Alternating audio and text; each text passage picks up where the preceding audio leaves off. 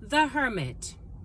The Hermit, sign of Virgo represented more often than not. Sometimes this is also the number 9 that you see. Sometimes it's switched out for strength, Leo energy. So you have to, focus on the tarot that you're working with. But in the Rider-Waite version, the Hermit is number 9, and it is a time for introspection, Virgo energy. If you're asking about someone's age, this usually brings in someone who is older in age, maybe even, into their later years, maybe into the latter part of their life, or, even closer to death. This is someone who has traveled quite a bit and has been through quite a bit of lessons.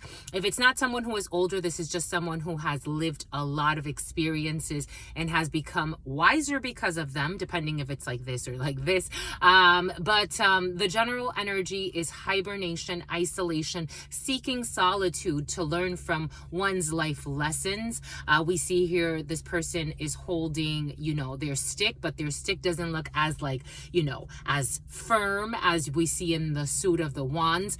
This person is also staring into their divine star, trying to hold on to the light. We also see the star is externalized. This person has now trapped their star.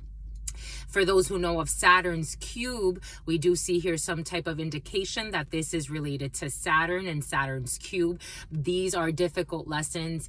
They say Saturn is the father who eats his children. So these bring in very difficult lessons. This could also, in some ancient tarots and older tarots, the Hermit is a traitor. This is a person who is a traitor or betrayed someone at some point. Not all the time, but that energy does tend to express itself in older versions of the tarot, especially in a lot of esoteric tarots. But overall, this is solitude, this is hibernation, isolation.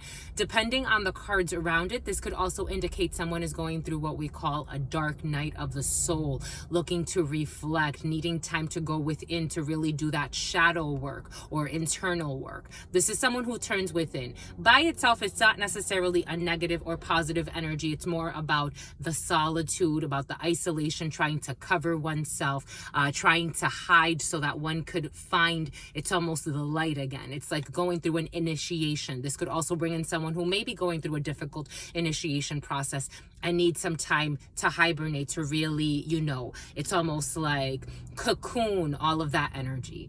Hermit energy, also very beautiful energy, just very about isolation. Solitude is definitely the key word here.